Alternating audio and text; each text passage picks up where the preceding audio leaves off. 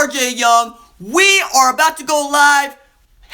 What? Y'all already through here. What's up, Gregory? Gregory's already in here. I love it. So today, on this Big 12 title pregame show, we're going to talk about TCU and his tears at the, well, you know whose tears I'm talking about. We're talking about Gary Patterson's tears. We're talking about how much we don't care about Gary Patterson's tears. We're also going to get into Orlando Brown and this really heart-wrenching, great story that I read on Bleacher Report, which I've linked in the description of this video below. I encourage you to check it out. It's awesome, but we're going to talk about it. We're also going to talk about Baker Mayfield being on the cover of Sports Illustrated and why that's a great thing and a not so great thing. We're also going to get into some of the facts and figures that I figured out while reading the story. I read it so you don't have to, but I'll read aspects of it aloud. We're going to get into a few tweets that I found absolutely awesome because, well, I'm always on Twitter. You guys know that. I usually follow back people who are fans of the show, subscribe to the show, because, I mean, we're a family, and that's what we do. We give follow backs.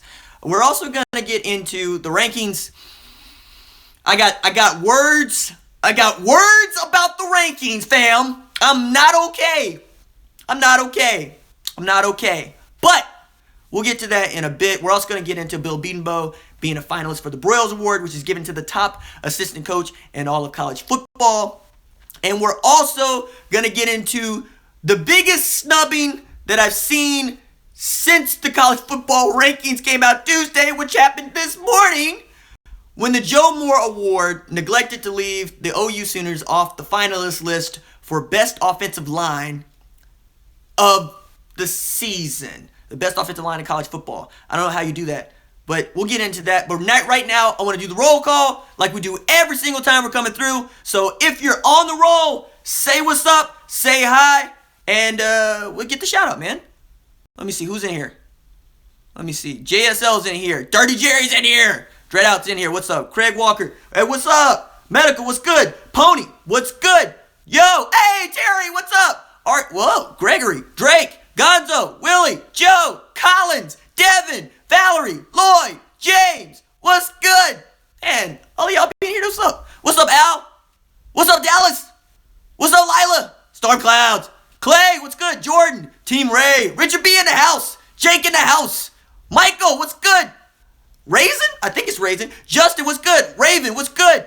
Taylor, what's good? Justin, I see you. Walker, man, you get in here, dog. Sam, what's good? Doom, what's good? Bonds, how you doing? 24/7 Basin, I like it. Pony, what's up? Sam, what's good? Boomer, Soner, I see it. Hey, Malachi. Hey, Malachi, I think you knew, dog. What's good? Hey, that's what's up. So, I'm glad that everybody's here. I'm glad we're about to get into it. So, at the top of the list, we got it. J-Word, man, just made it in here. I like it. Rise on Mercury, not Raisin, or Laura. I'll go with Laura. I like Laura. Yeah, man, I do. Iron Man, haha, I get it. So, what we're going to get into now is the rankings. So, let's just go through the top 11 rankings, because if you believe Booger McFarland on ESPN/SEC network, then you would see that they believe that there are 11 teams in play for the college football playoff going into this final weekend of conference championship games. Now, interestingly enough, we brought back, as a Big 12, we brought back the conference title game so that we would still be on the conscience of voters, the conscience of the committee when we come through, so that we just wouldn't be the awkward Big 12 with 10 teams with no divisions saying, hey, look at our conference champion. No, now we have a conference championship at one of the most prestigious stadiums in the country, AT&T Stadium, a.k.a. Jerry World. At 11:30, we show it out, fam. We show it out. Mama, what's good? I like it. Gonzo, man, Goldmar, what's good? So, the rankings are Clemson at number 1, which is trash. Why? They're 11-1. We're 11-1. But they lost to a Syracuse team that is going to finish the season. JSL, you already with the super chat, man. Dude, I appreciate you. Man, y'all hit me up in super chat and Patreon. Just give me all off target. Reggie, what's good? Jimmy, what's good? All right. Now that JSL has already got me holding back tears every time y'all do this.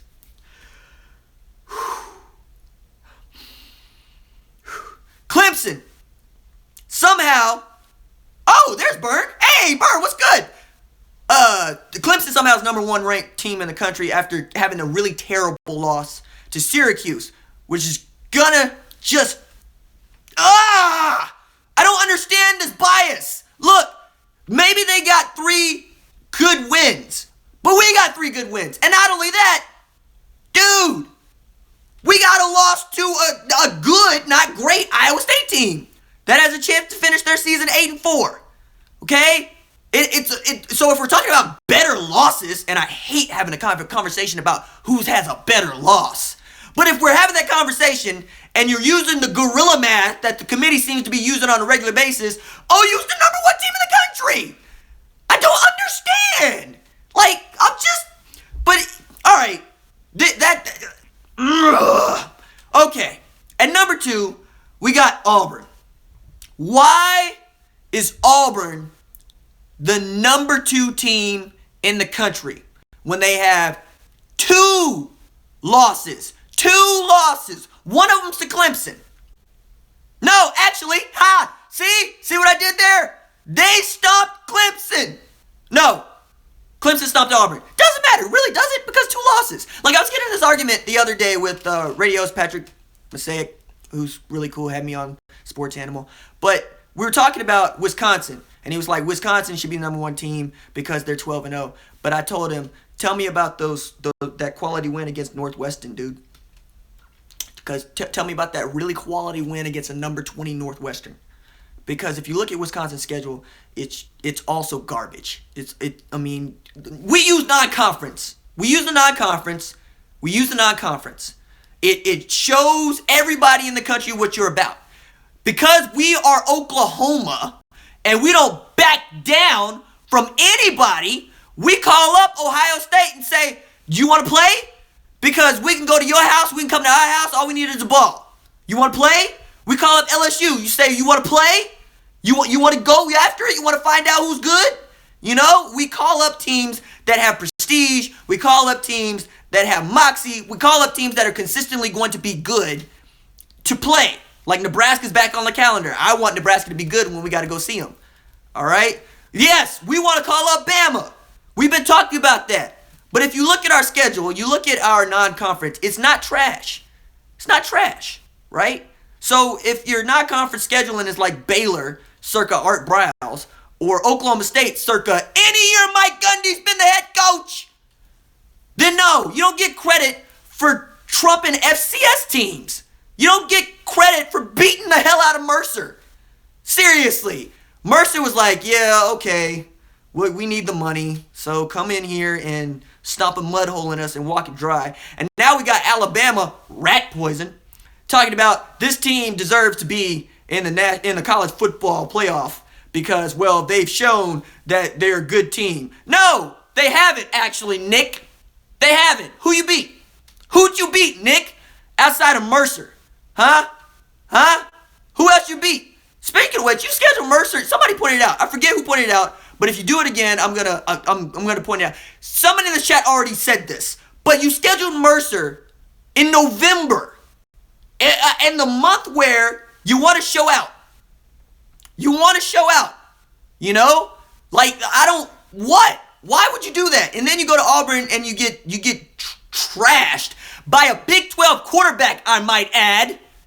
You know, you get destroyed, you know, by the guy who was coaching my alma mater not 10 years ago at TU, coming straight out of Springdale, Arkansas to TU, and then got snatched up by Auburn. But look, that be that as it may, right? Auburn's got 2 losses. We got 1 loss. At the number 2 ranking would have still sent me over the edge because you still have Clemson. Wow, Collins hit me with the $10 super chat. God, y'all are awesome. Y'all are awesome, man. Like, y'all keep me lit to do these videos and make these shows. Like, that's what's up. Like, y'all feel me. Like, that's why I call y'all fam, man. Because stuff like that, man. Y'all just over here donating cash. Like, we're going to have to do, like, a Sooner meetup next season somewhere. I mean, I've been talking to Burn about this, but we're going to have we're going to have to do a sooner meetup at a game that everybody can get to or try to get to. But anyway, I'm talking about the rankings. At number 3, we got OU. Fine, whatever. That's just saying that we're going to be in the college football playoff when we beat TCU on Saturday. Fine. But Wisconsin at 4? Why Wisconsin at 4? Because they're 12-0? Fine. Okay. All right, fine. Because they're 12-0. I don't mind Wisconsin at 4 because they're going to get mollywhopped by Ohio State this weekend. All right? I don't see it. But also, all of this noise that leads to, what's up, John? Made it in. I like it. All this noise that leads to TCU being ranked number 10 and this narrative that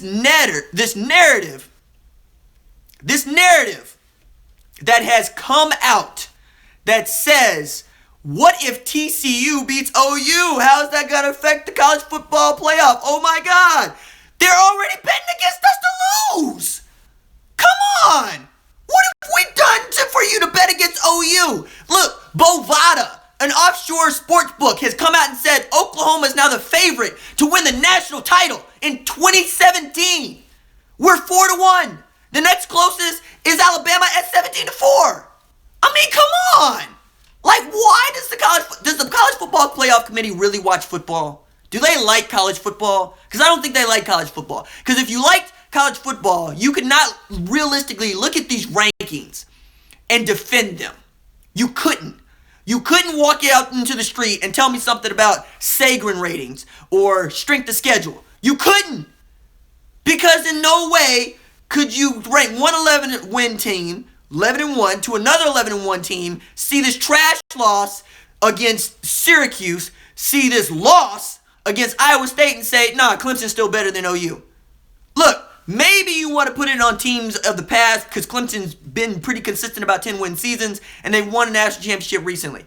But outside of that, I don't see it. But even so, that happened last year. This is not the same football team as last year. This football team, the OU Sooners, the University of Oklahoma football team, is destroying football. Whoa! Charles! Charles.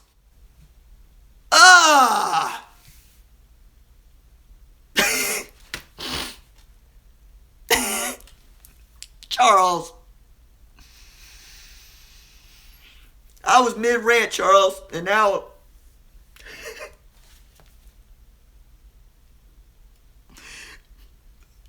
Thank y'all.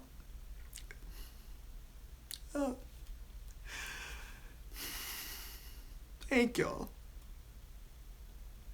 I really appreciate it. Robert. I really appreciate it.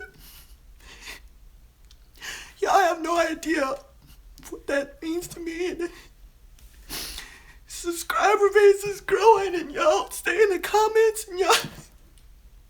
I gotta say, I've been having a rough year. And I started this channel because I like doing it. And y'all come here and I appreciate it. I really do. Y'all are awesome.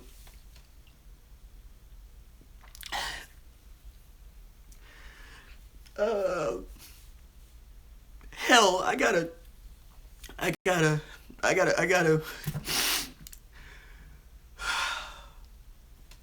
Y'all are awesome.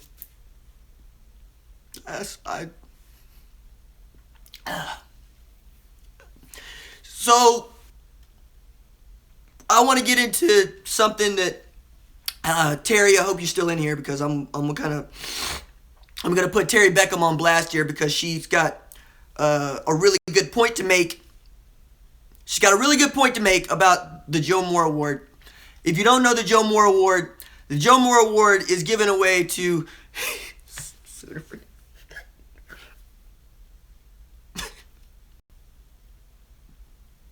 Y'all just keep doing it.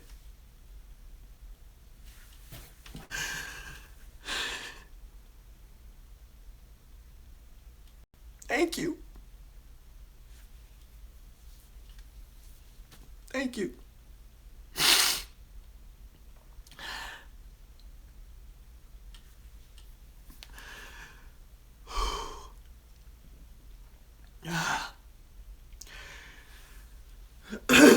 So Terry made a good point about the Joe Moore Award, which is given away to the top offensive line in the country.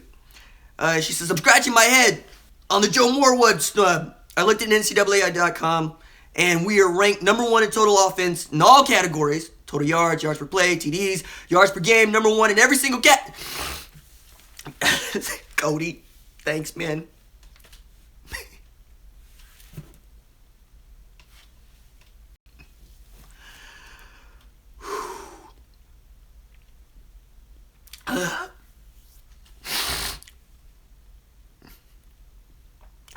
We're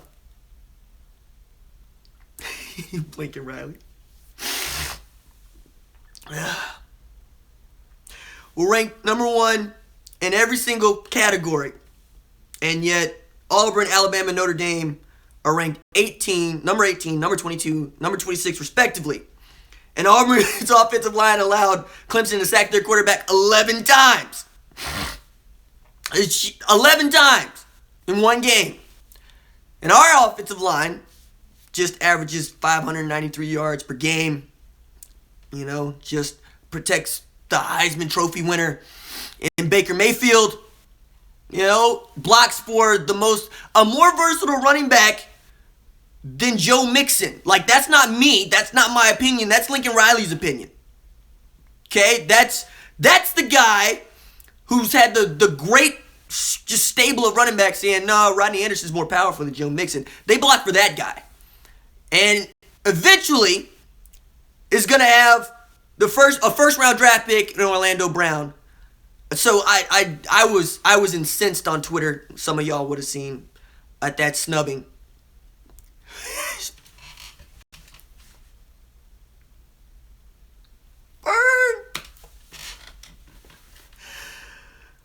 I was collecting myself, Brian.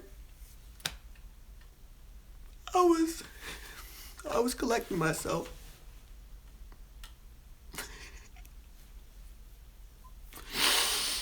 And I'm gonna get through this show, damn it. I'm gonna get through it. I'm gonna get through it because y'all are awesome. Y'all are awesome.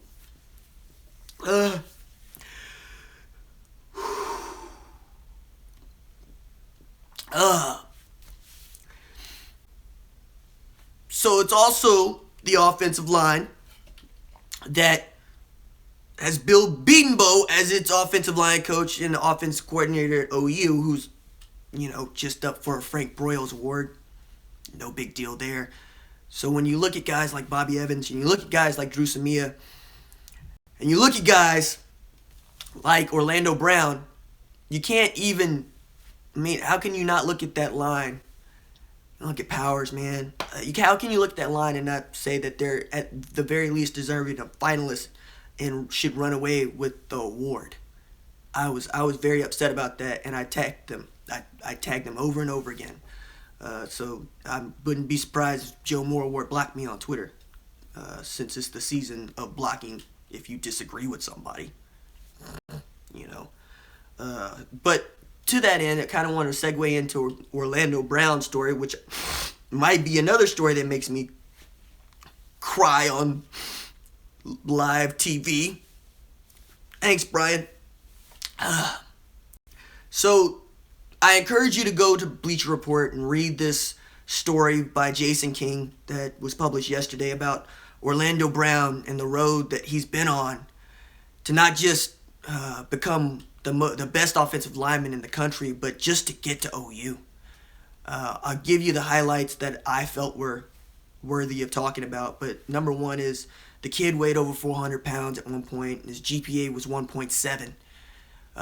His coach at the time in high school knew all of this, but also knew he was 6'8", and he put tape of a former player who earned a scholarship, I think to Middle Tennessee State, and he put tape of Orlando Brown next to it. And he said, "What do you see, Orlando?" And Orlando said, "I'm trash, coach." And he said, no, you're not trash. Your body's just manipulating you. You are not manipulating your body. And it's about whether or not you want to stay up late at night and eat pizzas or you want to play football. And the kid became his coach's project. You know, kid slimmed down. He changed his diet. He stayed in the film room. He stayed working on his technique. And he eventually earned an offer from Tennessee, who at the time was coached by Butch Jones. Devin. Thank you, Devin. What's up, Warog? What's up with me? I'm just coming apart in the scenes first 20 minutes of this show. Merry Christmas indeed. So Orlando, was committed to Tennessee, and 3 days before signing day, Tennessee pulled his offer. Now, as a guy who used to work covering the Sooners, the basketball team, the football team, for Rivals.com, and going to camp series that, Carrie and Josh would allow me to join them with, basically being in Eddie Rado's pocket for so long, I get to meet these kids when they're in high school, and I get to know that they're kids. And I can only imagine what it must have done to Orlando Brown to hear that his scholarship offer had been pulled 3 days before he thought he was going to play college football, and not just play college football, but play college football on scholarship. But and his high school football coach, was mad about it. He was really mad about it. He called up Butch Jones, told him he was being dirty, and you knew that you weren't going to sign this kid, and you knew that you had accepted too many commitments. So you decided to let Orlando go because his grades aren't very good, though you decided to offer him anyway. So Orlando's coming apart, and his head high school football coach says, no, you're going to play college football. Let me make some phone calls. And the tape got in front of Bill Bedenbaugh and Bob Stoops, and Bill Bedenbaugh is on the record saying, I saw the tape and I didn't think he was very good. And that's another reason to love Orlando Brown, is that nothing about Orlando Brown's ability to play left tackle has come easily to him. He's not a natural tackle. He's not a natural offensive lineman. He's really had to work at footwork, at hands.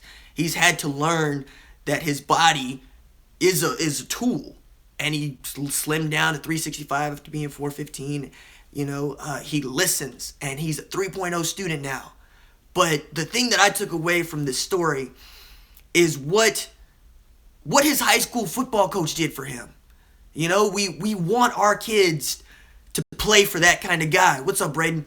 We want our kids to feel they are loved enough by their football coaches, by these men who are responsible for growing us up. What's up, Don?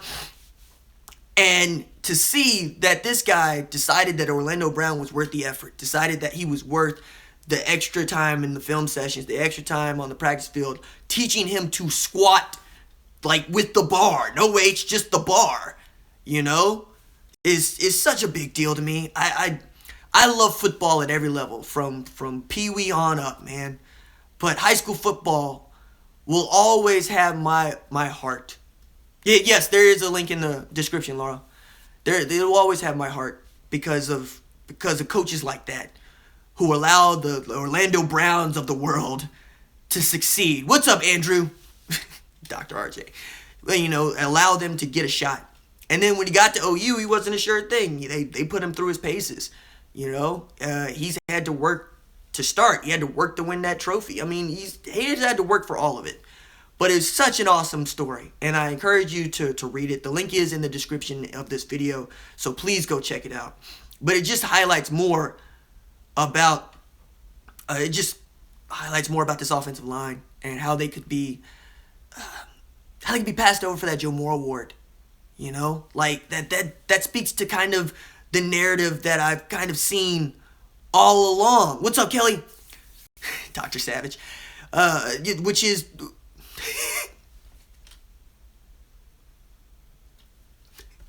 Thank you.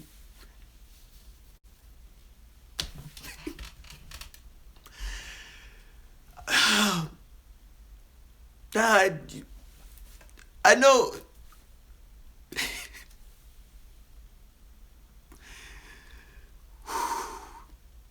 I'm not crying. You're crying.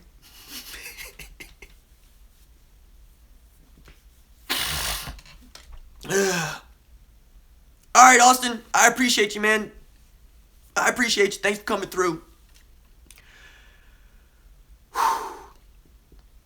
So the narrative has been one of what I think is just disrespect to this insignia back here, just all the way through, from Baker Mayfield not being a Heisman frontrunner to having to, be the most efficient passer in college football history, to surpass a running back who is, on a team with 3 losses, and the whole, what's up, John? What's up, Scarlett and Jasmine? That's what's up. Your dad just put you on blast. I like it when parents do that. That's awesome. So if you got kids and you want me to shout them out, please put their names in the chat, because I want them to be included too. What's up, Jacob? So just this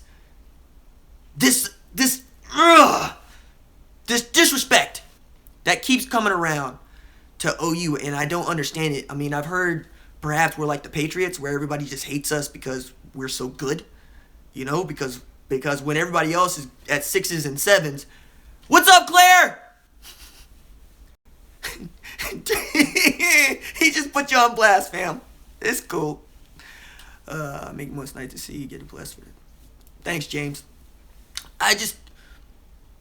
Carson and Cameron, what's up? Yeah, these are parents that are putting their family on blast. What's up, Coraline?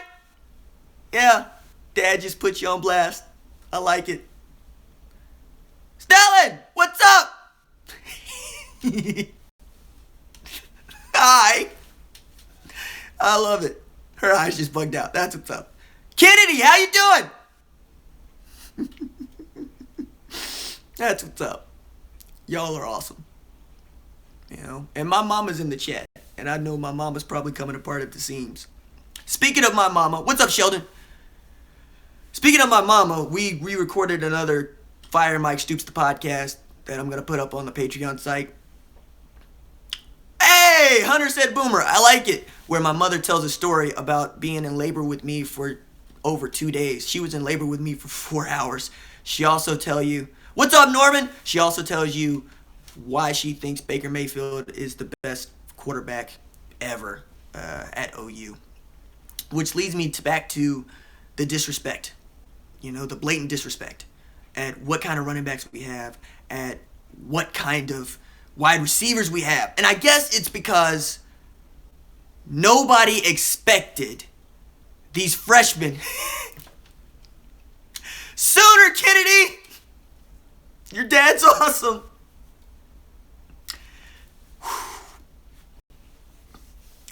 I'm gonna have to cut up this video later so that. No, I'm not. Yeah, y'all are. I seriously had a rundown sheet that I was hoping to hit, and I seem to get. I'm not emotional, but I'm getting emotional. Okay, who's lagging? If you're lagging, say so. I need to know who's lagging, because I swear I fixed this. Let me see. Don't bother with that guy, fella. No, fellas, don't bother with that dude in the chat. It's all right. It's cool. I love that you got my back, but it's cool. Don't worry about it. We don't acknowledge hate here. We talk football. That's what we do. That's one of the reasons I wanted to do this. I wanted a place to talk football with y'all. Had a little lag. Clay, Jake had a little lag. Okay. All right. Let me check. I'm gonna check the settings later. There's nothing to love here. No lagging in my game. That's what's up. Dallas has got a smiley face. So the other thing that I wanted to get into was specifically some of these tweets. One from Boomer145 on Twitter. If you're on Twitter, I encourage you to give this account a follow. These are some great stats that I see this man put out, and I also see him put out some pretty funny comments. from time to time, and I think y'all should really give it a follow. But I'm going to read one of these and just tell you why it's such a big deal. The Sooners have won 10 Big 12 championships. That's more than all of the other schools in conference championships combined in the Big 12. That's how, they should really rename the conference OU's conference because we win it. That's the thing. And I don't think Gary Patterson appreciates that. I really don't. I think he's new to this conference. I think he hasn't been here since 1996, so he doesn't know that we run this conference. So he feels like he can go on tirades about his players having no hands and getting hit in the helmet when they're running through OU's warmups. Look, as Lincoln Riley said, things happen. And he said things happen because we don't say that other word where it happens. And if you can't hang, then nobody cares. If you can't hang, nobody cares. But let me read you what Patterson had to say. We couldn't get on the field either side. We asked the guy that was in charge, and he said, I don't know which way to send you. Even as the head coach, I had to go through their warm-up lines to get over to our end of the field, and I wouldn't have said anything if Coach Riley wouldn't have said if he hadn't had made that remark. Well, those things happen. That our guy got hit with the ball because we're running through their stretch lines. Now, look. If you play football, you catch that ball when it's coming at your face. All right? That's one of the reasons I'm also just really upset about the offensive line is because those are some athletes out there. I don't think that Orlando Brown would have got hit in the face if he saw a ball coming at him. Put your hands up, catch it, drop it, go on about your business. As it is, TCU's trying to turn this into a grudge match because they lost. And then they're trying to say stuff like, we held them in the second half. You didn't hold anything. Baker threw the ball all of 6 times in the second half after throwing it 21 times in the first half. The fact is, we didn't run it up. We were being civil. We were holding back. So and for Gary Patterson not to see that we destroyed his defense. The defense I said was good, and this is how you beat it. We were conservative as all get out. So, we're dropping 50.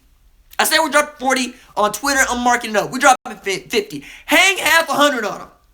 Because if you're going to talk smack and you're really going to just try to drive home what you think was a slight, what was really just your recruiting, your guy couldn't catch a football. That's your fault.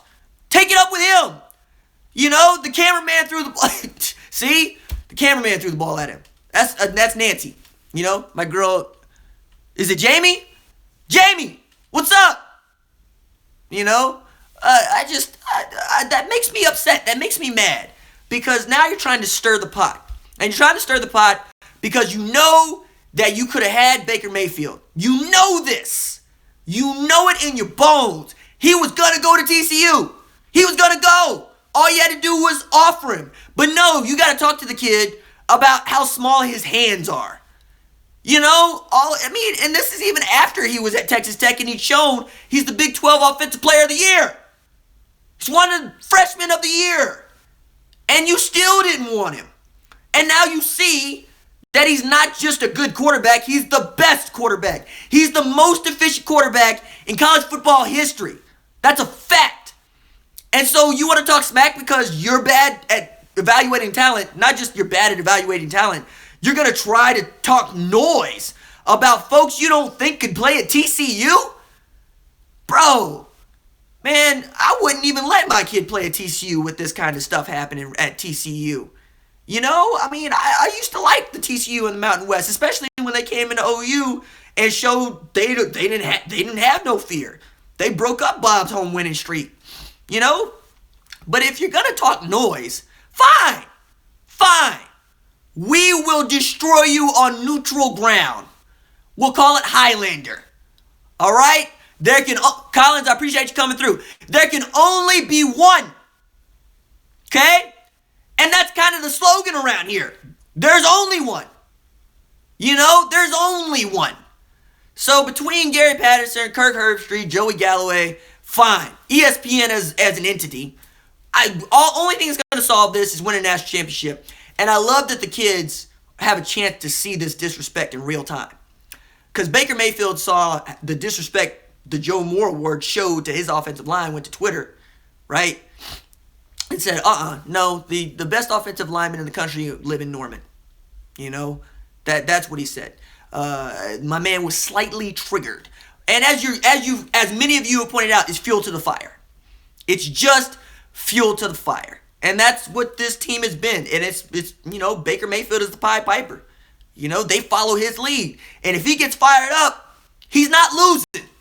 So Kansas, engineer controversy. TCU has engineer controversy. Why do you continue to poke the bear? Why? Why do you want an angry offensive line? Why do you want a Baker Mayfield who might have been letting off the gas because he knows he's got the Heisman in the bag? Nah. As it is now, it's a 3-game season. It's a 3-game season, fam. So all we do is we go and we hand Gary Patterson and TCU their head again, twice in 1 year. We hand, whether it be Clemson, Miami, Alabama, what's up, Jared? Auburn, whoever they want to put in front of us in the semifinal, we hand them their head. And then whoever we got to play in the national championship, we hand them their head. That's the only way we're going to get respect around here. And that's shameful because we built college football. We built the sport. All right? They talk 47-0 is a number known across the country for a reason. Barry Switzer's name rings out for a reason. All right? Dude, 5 Heisman Trophy winners. 5. Okay? 5. 6. In like a week. 6. So, I don't understand. I really don't understand, and I don't like it. I think I don't know why they keep doubting my Sooners, our Sooners, but fine, whatever. So that gets me to the Baker Mayfield article, which was on the whole good. Spent a little too much time on a crotch grab because the fact of the matter is, as I said in the video before, I could be grabbing my crotch right now. You wouldn't know it, but that's the point, right? Baker Mayfield had cameras trained on him, and they caught it. And he's apologizing for, holding his Mayfields, as we say now. So, but after that, it gets into the numbers. One of which I thought was pretty good. Actually, 3. It's all to do with Baker Mayfield's passing.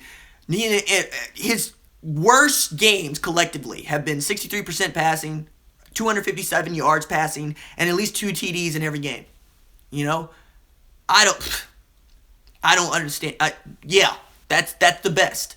That's the best. When your worst game is 63% passing, and we're talking about good quarterbacks being 60%, like good quarterbacks, like Bradford good quarterbacks are being at 60% completion, and Baker Mayfield's completing on the whole about 70% of his passes. And we're not talking about dink and dumps here. We're not talking about hitch routes. We're not talking about quick ends. We're not talking about bubble screens. We're talking about home runs. We're talking about Hollywood Brown having to slow down to try to catch it. We're having to talk about CeeDee Lamb going for 20 yards. Mark Andrews going for 15 yards. So it's not just that he has a high completion rate. It's that he's accurate at 5, at 10, at 15, at 30 yards downfield. And you can't teach that. You can't teach that. I don't understand how many times I have to say you can't teach that.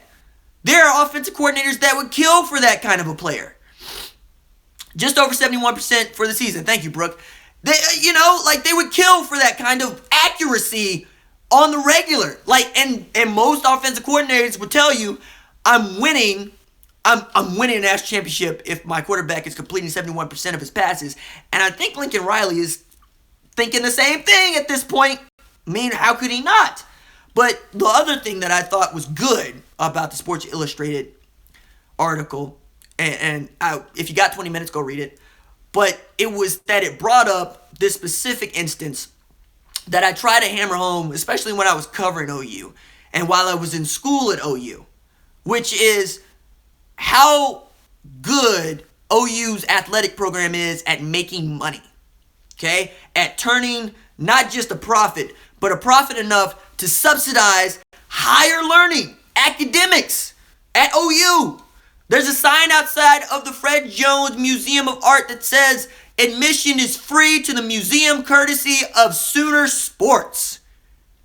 You know, like between David Bourne, president, Joe Castiglione, athletic director, and Bob Stoops, who was, just longest tenured head coach when he decided to retire at 18 years, you built the kind of legacy that other programs would kill for. They're like only 10 of 130 FBS teams that turn a profit.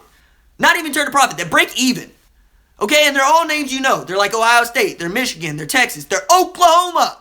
But it's not just that Oklahoma breaks even. It's that they turn enough profit to be able to reinvest it into the university at large. I think that I'm glad that was mentioned in the SI article because it was somebody who's paying attention. It's somebody that's not saying that this is just a football factory. And it is one. But it's also a higher learning factory. More national merit scholars than anybody else. I got my master's degree from OU. There's a reason why. It had the best program for what I wanted to pursue. Master's professional writing. It's not just the football team, but we also have numbers and statistics that back up undergraduates, 18-year-old kids want to go to a place where you win football games. So it all works together. You can't have a good football team without a good university. You can't have a good university without a good football team if you want to make money. Especially at a public university. Where it really depends on how good your football team, but also, are you getting fellowships? Are you getting scholarships? Are you getting national merit scholars? Are your graduates getting jobs? And they are.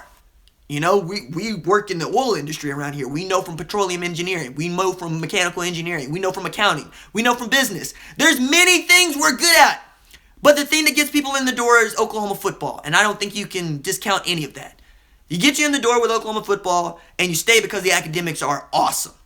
And then you have folks like myself, folks like y'all, who carry around Sooner for life everywhere we go. Appreciate you, Kirk. Thanks for coming through. So I encourage you to give the SI article a look because I thought it was kind of cool for that reason alone. Even sans the Baker Mayfield crotch grab. But getting back to OU TCU and the rankings and how all of this needs to work out. Okay, OU takes care of business. TCU wins 50-0. All right. Now we got to talk about, did Wisconsin get their head handed to them by Ohio State? Which I think is going to happen because I don't think Wisconsin's a good program. I don't think they're very good. So assume that the winner of the Big Ten championship gets in. Assume that the winner of us, OU, gets in because we won the Big 12 championship. But what's really interesting is what's going to happen to Miami and Clemson. Because we know that Clemson is vulnerable because Clemson can't throw the ball unless they're running it. So if you can force them to throw the football, Kelly Bryant can't throw the football. They have to be able to run the football, right? So stack up the line of scrimmage if you're Miami. But also, there was a good point made, and I forget who sent this tweet, but I retweeted it, that Miami-Clemson is just OU Texas 10 years ago, OU Texas light. That's what they got going on over there. Manny Diaz versus Dabo. So, people are making a big deal of this, and I'm kind of upset about it. Because Miami is not the Miami that it was even 15 years ago when Ken Dorsey was quarterback, when Willis McGahee was running back, when Kellen Winslow was at tight end. It's not that Miami even now. Also, Manny Diaz got skull dragged in the Big 12. You can't expect... why is the bias over there and not over here? Why? But again... I think that those are going to be the folks that get in. Also, Auburn will get in, Georgia will get in. So the winner of Big 12, the winner of Big 10, the winner of the ACC, and the winner of the SEC championship games, I think are going to round out the college football playoff 4. So we're in regardless. I'm always going to root for us to be the number 1 team, not just because I'm Oklahoma, but because I legitimately believe it. I'd like Miami to win, but Clemson will tear them up. That's okay. We owe Clemson. Yeah, Burn, I'm with you. And I'm going to make these videos because there's enough of the youngins out there who don't know from OU Miami in the 80s. And I have to profess, I'm one of the youngins because I wasn't even thought of in 1986, So if we did play Miami, What's up, What's up, Jim? You in there? That's what's up. You know, if we did play Miami, I'm going to make a series of videos about that rivalry in the 80s and try to educate the youngins about why it means so much to us and how Jimmy Johnson can probably be the only man outside of Oklahoma who says, yeah, I own Oklahoma, you know, because he went 3-0 against Barry Switzer's Wishbone. And there's nobody else that can say that, frankly. You know, so we owe Miami, but we also know, what's up, Ian? We also owe Clemson. And that's my Miami. You know, that's my Miami. I'm tired of Clemson. And everybody telling me that Clemson's all great because they took our defensive coordinator and got their act together. You know, that's the other thing that I don't get. When Big 12 quarterbacks, defensive coordinators, offensive coordinators leave the conference and have success, what's up, Walker? Everybody forgets that they were in this conference and they were getting destroyed. You know? Mike Stoops was brought in ostensibly. All right, Valerie. That's what's up. Alana, Trevor. Your mom put you on blast. That's what's up. I love it when y'all do that. That's awesome. Because I remember being a kid and I was really excited when my mother did that when she was on the news channel. Anyway, whenever y'all get an opportunity to do that, please shout out my kids' names and I'm going to do it. Because I think it's awesome. I really do. Let me see. My cousin is Brian Bosworth on my dad's side. Wow. Okay, Greg. All right. Well, he would love to see OU Miami because he remembers being number 1 when Miami was number 2 and then losing that game, which I went back and looked at, and I'm just going to say the Wishbone was not built to win from behind, you know? So when you go down 21-3, it's a hard road back, man. You know, and especially when you fumble a kickoff return and then it's recovered on the 15 by Miami and they go poke it in. That's hard. You know, that's just hard. You eat up clock when you're on the Wishbone because you're running the ball. You know, it's not like the spread air raid where, you know, first down, you know, they got to wait to set the ball to start the clock again and you can get out of bounds. It's just not that. It's a different brand of football. Anyway, I would love to see Miami or Clemson in the playoff. And actually, I've got to the place where I would like to see Miami in the semifinal and Clemson in the national championship. That's what I would want. I don't really... Oh, there's Michael. Yeah, Michael made that point. Michael Davis Jr. I'd love to see that. I really would. Because we owe Clemson, and I'd love to do it on the national stage where everybody's watching and everybody knows how badly we destroyed them, right? And then, but on the way there, I like the idea of just snatching Miami's chain off their neck. Get Debo for your chain. You know? Get Debo for your chain. I want them to get Debo for their chain. I would love to see them get Debo for their chain. And I'd love to see Dabo in tears. Not happy tears like I've been crying for most of this show, but mad tears. Mad tears about how Brent Venables' defense got destroyed by Mayfield, Rodney Anderson, Trey Sermon, CD, you know, Mark Andrews, Grant Calcaterra, Orlando Brown, just mauling and linebackers get to the second level every single time. I would love to see that.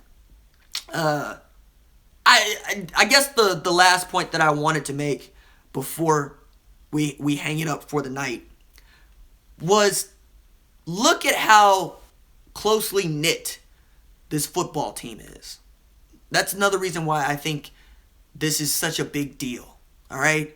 They're so closely knit that they didn't buck when their head coach said, Baker, on your last game at Owen Field, you know, senior night, you're not going to be captain.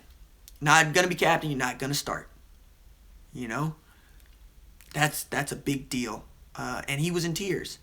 But the way that his team chose to honor him when Orlando Brown and Dimitri Flowers walked out holding their captain's jersey was just that sealed it for me.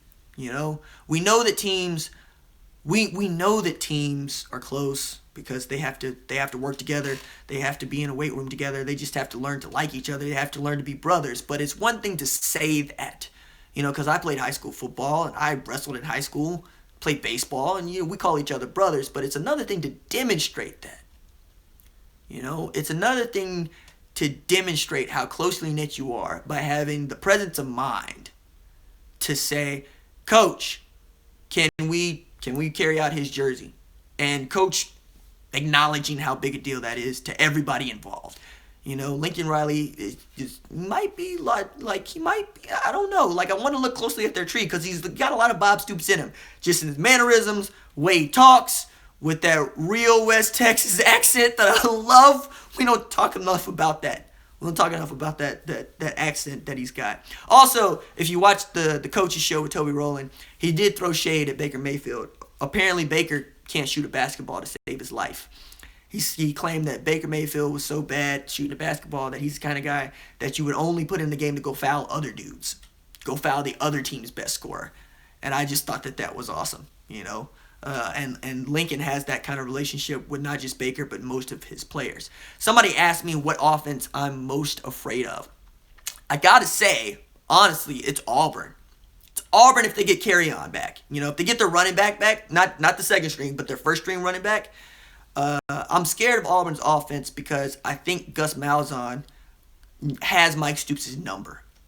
The way that he basically put together an offense built on doing what everybody didn't think their team was expected to do, like letting Jarrett Stidham run with the football, the little pop pass on the Wildcat from Carry-On.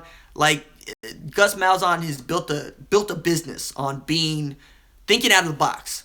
Making his offenses something that you totally expect. Well, CD makes a good point. Who doesn't have Mike Stoops' number? That's a good point.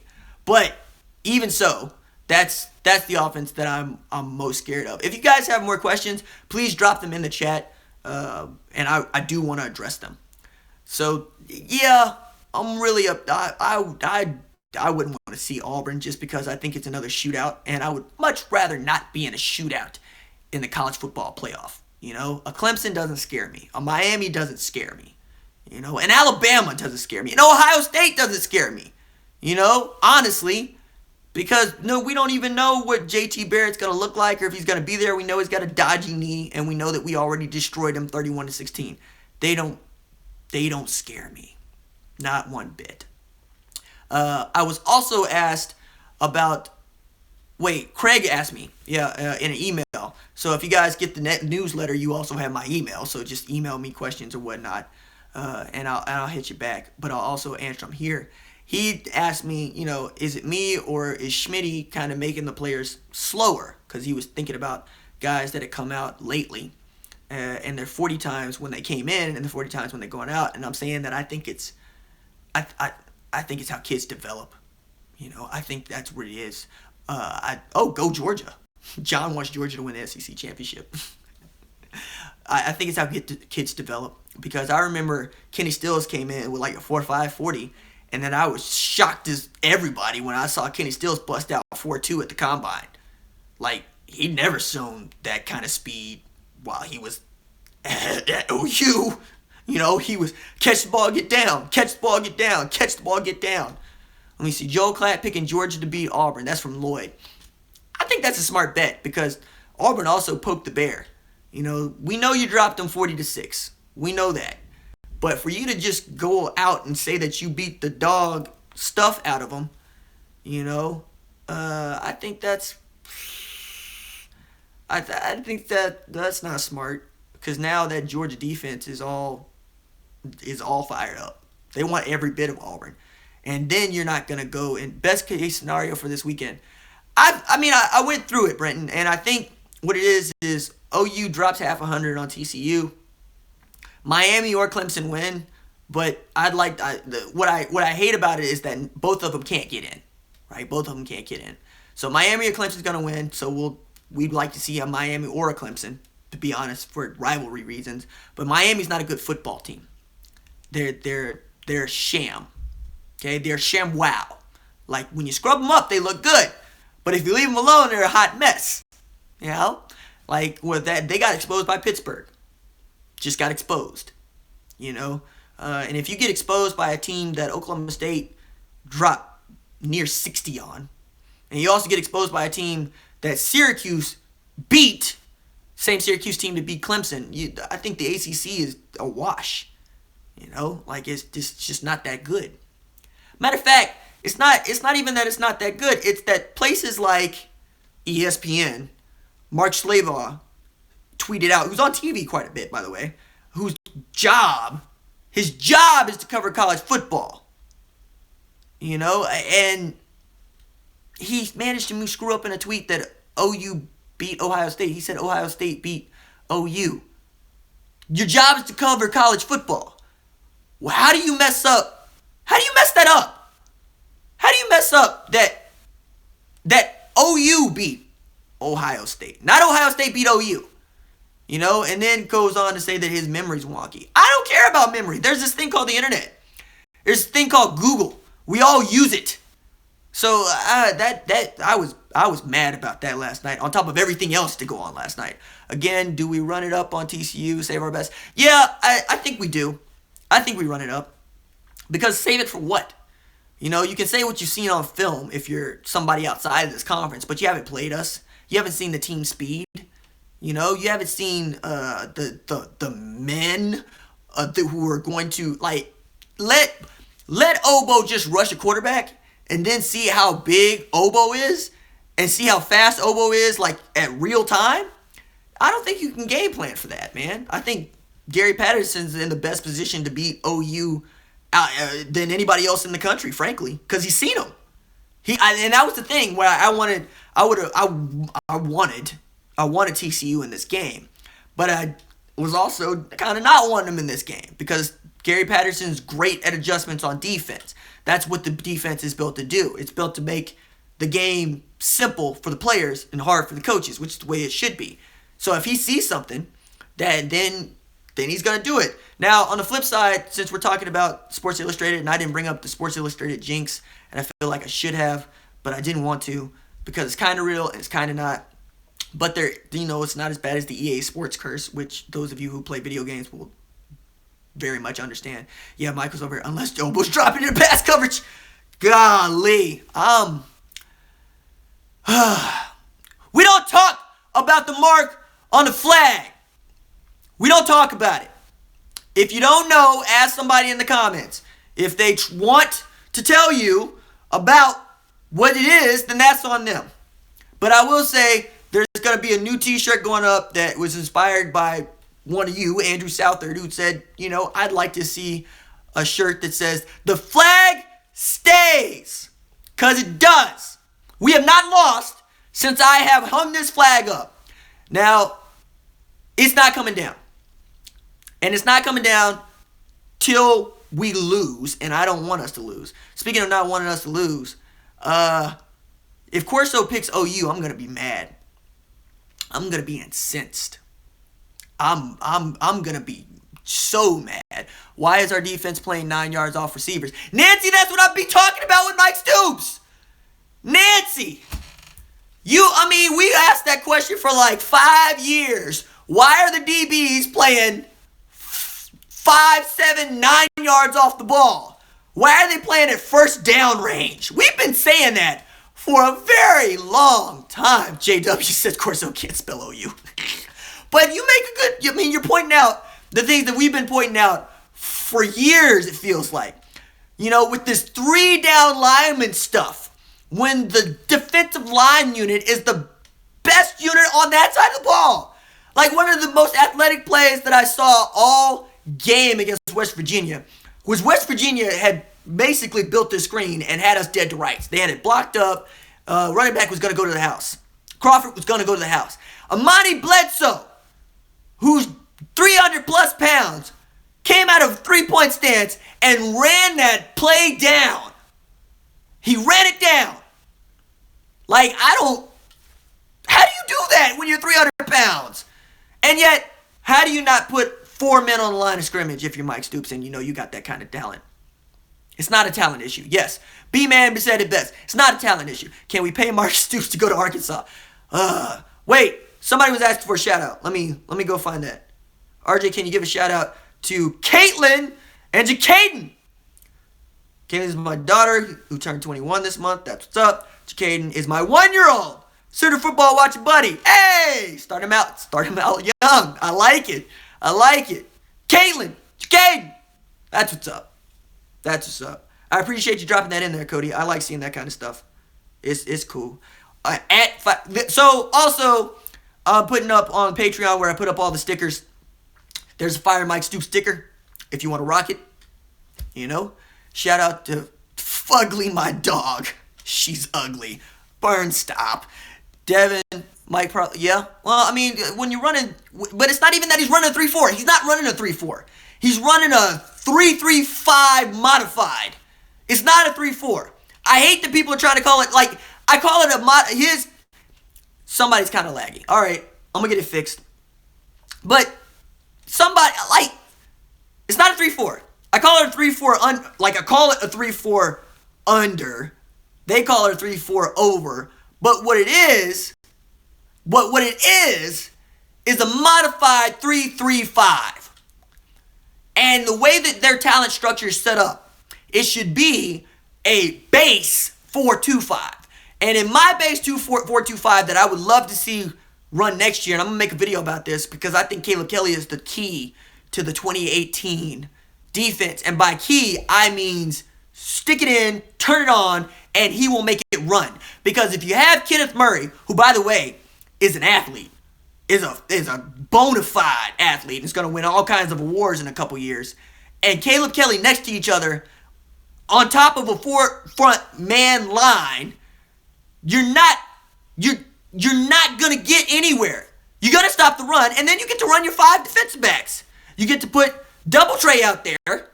You get to put Robert Barnes back there, Khalil Houghton back there, right? You get to put Chase in there, Chance Sylvie back there. I mean, I don't understand why I have to think about this. I really don't. Like, Lincoln has proven he's smarter than me. I see his offensive schemes and I'm like, oh, that's pretty good. Like, I wouldn't have thought to do that. Shane! What's up? Dad just put you on blast, dog. I like it. But I don't understand why that's not the base right now and then the base next year. Because we're built. That's what the talent dictates. But also, the reason that I'm on the Fire Mike Stoops bandwagon is I don't believe that a system should be coached. I believe that you need to coach to your players. If the system doesn't fit your personnel, make the personnel. If your system doesn't fit the personnel, make personnel fit in the system that works. All right? Give it up, my boy. Nick, what's up? Dad put you on blast, dog. Yes, Gonzo said it best. Adapt to the personnel. Prove you can coach. Okay?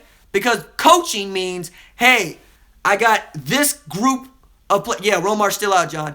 If I got this group of players, I can't make them into another group of players. I have to work with what I got. All right?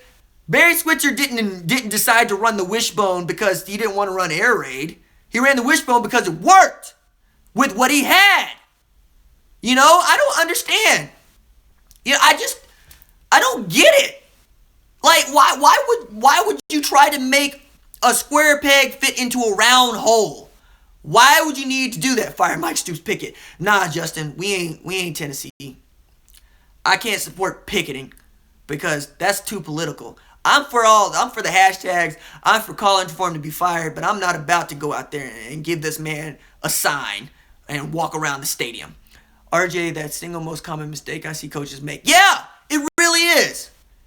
Sophia! She says, make me a sandwich, please. You trying to get me hurt and you hurt. I'm not about to tell that woman to make a sandwich. You must be crazy. I'm not about... Man, I'm from Oklahoma, dog. I don't run any woman. They run me. Okay? I got a mama that stays on it. I got women in my life that stay on it. I'm not about to tell somebody to go make me a sandwich. I'll make me a sandwich. You know what? I've been laying off on that, Joe. But if it comes to it, I will be the defensive coordinator. I'll do it. I know from football. You know from football. We can all do it. Injury report. So, same guys. Abdul Adams is back. He's just not playing all that well. Romar's still out. we don't get anybody back that we've been missing. So, like, Jordan Thomas is just kind of MIA. I don't think it's that he's hurt. I think it's that they don't want to play him and he copped an attitude. But Coach Witcher says being a DC in the Big 12 is hard. He's right. He's right. Being a defensive coordinator in the Big 12 is hard work. But when you get paid $870,000, you expect to be easy? Okay, Brenton says we get Khalil Houghton back, that'll be helpful. Also means I get to sit Will Johnson down somewhere. Sit down, son. But he's actually been playing well the last couple of games. He's made some pretty good pass breakups. But look, if you're getting paid $1 million, hey, Kel, love you back. If you're getting paid $1 million to coach defense, to coach one side of football, you better be working. You better be up at all hours because you only have 12, 13, 14 opportunities to get it right. Can I get a shout out to my wife? Caitlin, what's up? Jake, what's up? Your husband and dad put you on blast. I like it. RJ, haven't heard any discussion about DB personal foul in the end zone at the end of the game. Any info? No, but it was also, it's a chippy game. You know, everybody wanted to destroy each other at the end of that West Virginia game because West Virginia decided to come out and play prison rules because they knew they couldn't win. Shout out to my son. Hey, Cody, what's up? Baker Mayfield award coming at the end of 2018. I like it. So also look forward to this next week, awards week. We're going to have an awards show. Wednesday at 6, like we always have the live show, we're going to have an awards show. And we're going to talk about who's winning real awards, and we're going to give out some Sooner Savage Gang awards to some folks who really deserve them. And they're not all good things. You know, they're not all good things. So be thinking about that. Be thinking about who on the OU offense and defense deserves an award for their outstanding play, but also for their horrible coaching. Who could that be? Let me see. What was it? Somebody was asking for a shout out to their family and I missed it. Let me see. Who was it? Come back through with it. I swear I saw it. Come back through with it. Anyway, when they get back through, I'll see it. Let me see. Jordan Thomas was in during fourth quarter. He's not injured. Yeah, I still think that was when. I'm not saying that let me walk this back. I'm not saying that he's out. I'm saying that he's out of favor. And when I mean out of favor, I don't mean just because DB skills. I'm saying I think he copped an attitude with someone. I think he's down the depth chart, not just because of the way he's playing, but because he's not taking it, he's not taking the demotion well. And if I know something about football coaches, the last thing they want to hear is that, you don't like their decisions if you're their player. Which is why I always scoff when people tell me that players make plays in regard to Mike Stoops. No, they have to make plays within his system. If you don't run his scheme, he's going to not let you play. And players want to play. And at some point, they don't care what the system is. They just want to go play football. But you got to put them in a position to win. You feel me? If you're not putting them in a position to win, that's on the coaching. That's not on the player. Let me see. What we say? RJ, on a scale of 1 to Oklahoma, how bad would we tear up the playoff teams? 8. 8. But we might go full Oklahoma in the national championship game. I mean, why wouldn't we? To be fair, why wouldn't we? Yeah, TCU ain't winning. Is Samia going to play this weekend? Yeah. So Jacob, what's going on is with his ejection by NCAA rules, he has to sit the first half. He'll be available for the second half, but he's not going to start. He's not going to play in the first half. That's the way the ejections work. But he shouldn't have been ejected in the first place. I know that he threw a punch. He didn't connect with anybody. And my dude was spitting on him. Holding him down on the ground, spitting on him. Yeah. Levi Samaya. Man, Steve Levy had me mad. No, he got it. So you sit out a game, Burn. So, if you're ejected, I think the way it works is if you're ejected in the first half, you sit out the second half and the first half of the next game. That's the way it works. He will play and he will start. Burn, you keep saying no. Tell me what's going on. Just a half? Tell me what's going on. Don't just keep saying no. Tell me what you think is going on. I mean, I see the no's. He got ejected in the first half, so he didn't play in the second half. He will play the first of the second half? Let me see. First half ejection means he starts the next game. That's what I thought. Is that not what I said? See, this is why I edit the videos. Because I think I'm saying what y'all are saying. But apparently I didn't say that. Alright. If you get ejected in the second half, you miss the first half of the following week. Yeah, okay. A half. Did I not say a half? Man, I'm off my game. If you got ejected in the second half, you sit the half and the first half of the next game. Yeah. Wow. What the? Suitor for now, what are you doing? Can you shout out to my husband? Is it Herbert? Herb? Heber. It's Heber. His high school football number was 19.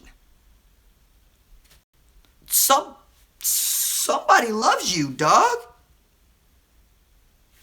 And they love me too.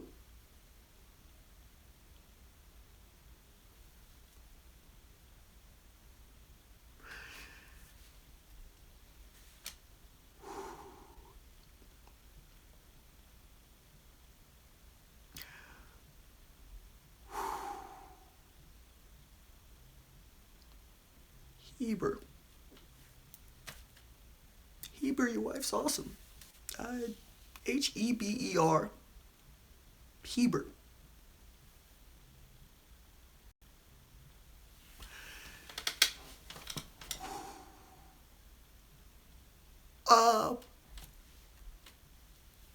Suitor for now, I need some more details about this man you wanted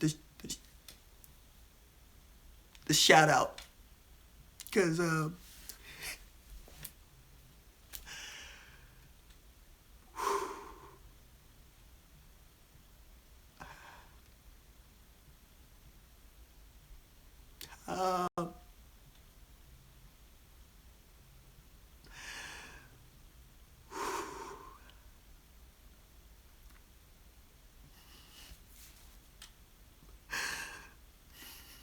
I swear I'm trying to talk. I swear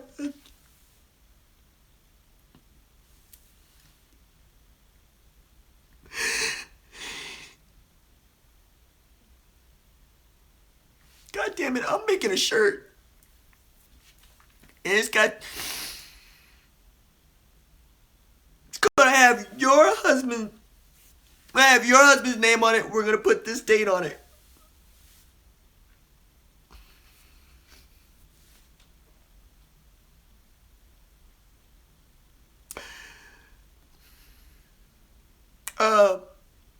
Suitor for now, I need to know what your favorite charity is, because everybody who buys that shirt, that money's going to charity. So because it means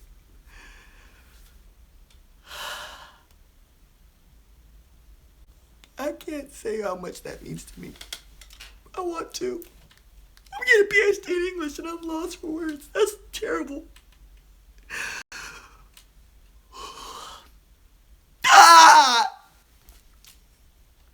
Super.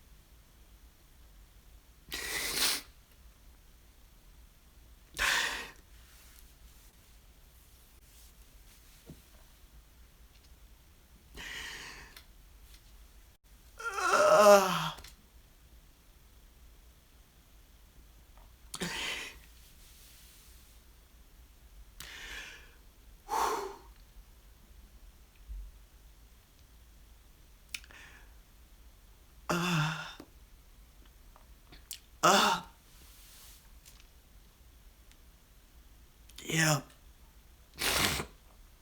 I'm getting a Heber jersey. That's happening. I'm getting the jersey.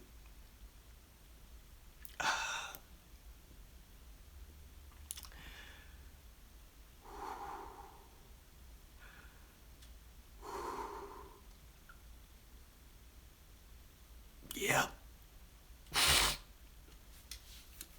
Heber number 19. Yeah. That's happening. That's happening. That's happening tonight because of y'all.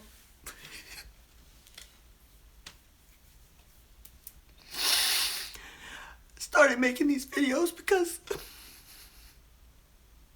I enjoyed it and I was looking for a community that enjoyed it too. I wanted to talk about college football. So I missed it. I missed it. And not only was I able to do that, but y'all have joined me here. And y'all come through every day to see what we talk about. And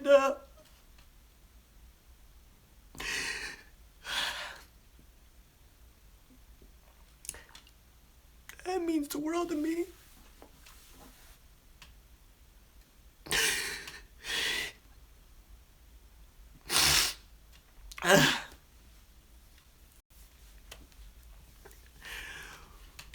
Devin.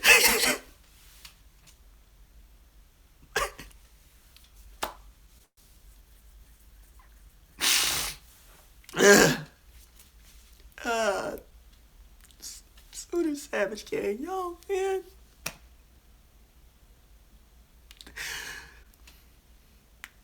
For the rest of my life, I won't ever forget this.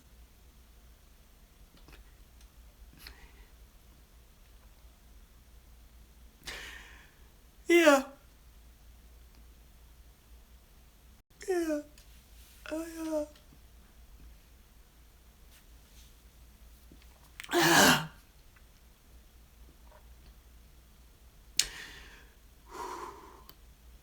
Yeah. Y'all are amazing. I can't even pull it together. I can't even pull it together. Yes, I'm gonna make t-shirts as soon as this stream ends. I'm making t-shirts.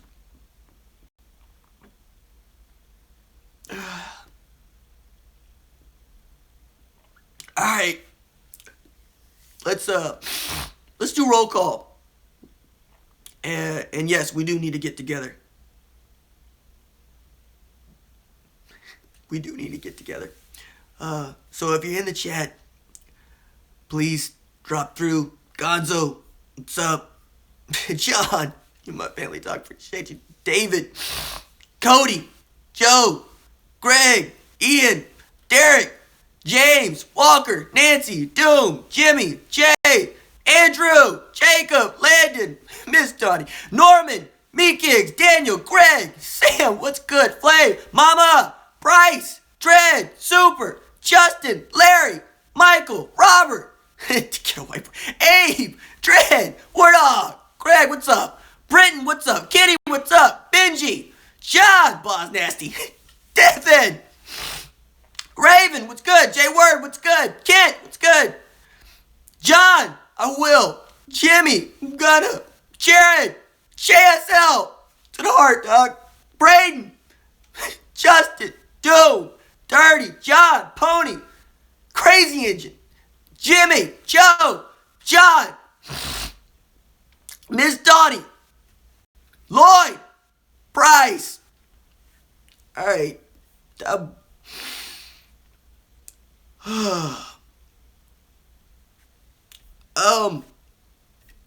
So Craig, what's up? I'm making shirts. I'm getting a Hebrew jersey. I'm making a lot of jerseys. All of you, everybody who, Richard, thank you. Everybody who went in the stream to drop $100 or more, I'm making a shirt. And I'm gonna wear them. I'm gonna wear them in the streams. I'm gonna wear them in the videos. And everybody who was here tonight will know that this is one of those nights that changed my life. All right. Thank y'all. Sooner family. Sooner Savage Gang. I love y'all.